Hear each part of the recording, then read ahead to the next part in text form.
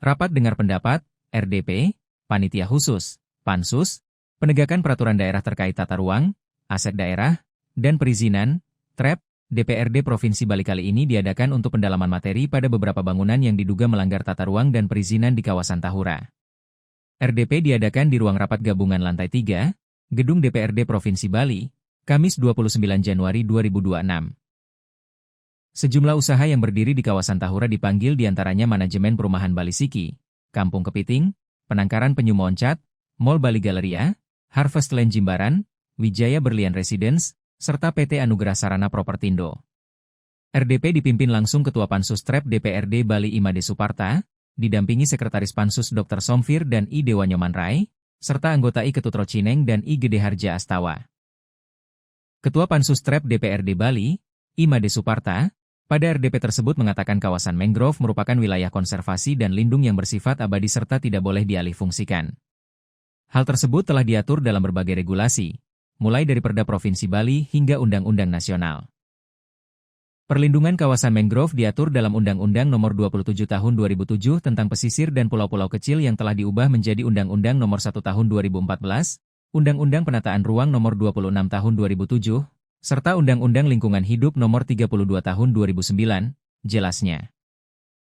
Lebih lanjutnya ia mengatakan, keberadaan mangrove saat ini tentunya amat sangat penting sebab memiliki fungsi ekologis untuk menjaga habitat, menyerap karbon hingga ratusan ton per hektare, menghasilkan oksigen, hingga melindungi wilayah pesisir dari ancaman bencana alam seperti banjir dan tsunami. Mangrove ini luar biasa. 1 hektar mangrove bisa menyerap hampir 400 ton karbon. Karena itu sifatnya permanen dan abadi, tidak boleh ada kegiatan yang merusak atau mengalihfungsikan kawasan ini, imbuhnya. Ketua Fraksi PDI Perjuangan DPRD Bali ini juga menyoroti kawasan Tahura Ngurah Rai dengan luasan sekitar 1.373,5 hektare yang secara hukum tidak boleh disertifikatkan maupun direklamasi. Kawasan tersebut disebut sebagai wilayah lindung terakhir yang wajib dijaga keberadaannya. Wilayah Tahura ini tidak boleh disertifikatkan, tidak boleh direklamasi, tidak boleh dilakukan pemadatan atau aktivitas lain. Ini perintah undang-undang dan harus kita jaga bersama, kata Suparta.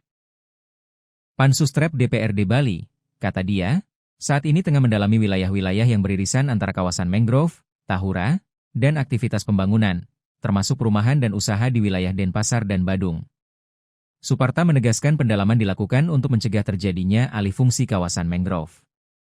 Kami ingin memastikan tidak ada aktivitas yang melanggar. Wilayah yang beririsan ini akan kami dalami secara menyeluruh demi menjaga mangrove tetap lestari, tandasnya. Sementara itu, Wakil Ketua Komisi I DPRD Badung, I Gusti Lanang Umbara yang hadir dalam RDP, menyatakan dukungan penuh terhadap langkah Pansus DPRD Provinsi Bali dalam penegakan perda terkait tata ruang, aset daerah, dan perizinan di kawasan Tahura Ngurah Rai. Menurutnya, DPRD Kabupaten Badung memiliki pandangan yang sejalan, terutama dalam fungsi pengawasan terhadap lingkungan hidup dan keselamatan masyarakat. Mangrove adalah anugerah bagi Bali. Fungsinya luar biasa dalam menyerap karbon dan menjaga ekosistem. Kalau ada kerusakan yang sudah terjadi, sebisa mungkin harus dikembalikan seperti semula, tegasnya. Lanang Umbara juga menyoroti persoalan perumahan dan penjualan kapling di kawasan Sari Jimbaran, yang diduga bermasalah secara hukum. Ia menilai masyarakat merupakan pihak yang paling dirugikan karena membeli lahan berdasarkan sertifikat yang belakangan diketahui bermasalah. Masyarakat tidak salah. Mereka membeli karena ada sertifikat. Yang harus diusut adalah pihak yang menerbitkan dan memperjualbelikan sertifikat bermasalah itu. Jangan sampai rakyat menjadi korban mafia tanah, katanya. Terkait aktivitas masyarakat pesisir, khususnya kelompok nelayan di kawasan Tahura, DPRD Badung meminta adanya kebijakan yang berimbang antara penegakan hukum dan perlindungan mata pencaharian rakyat.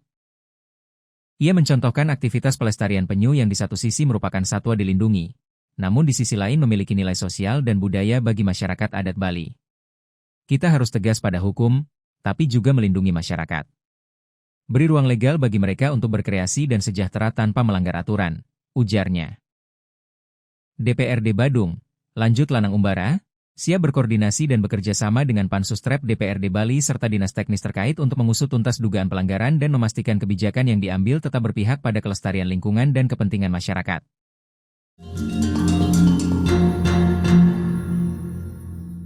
Download Tribun X sekarang, menghadirkan lokal menjadi Indonesia.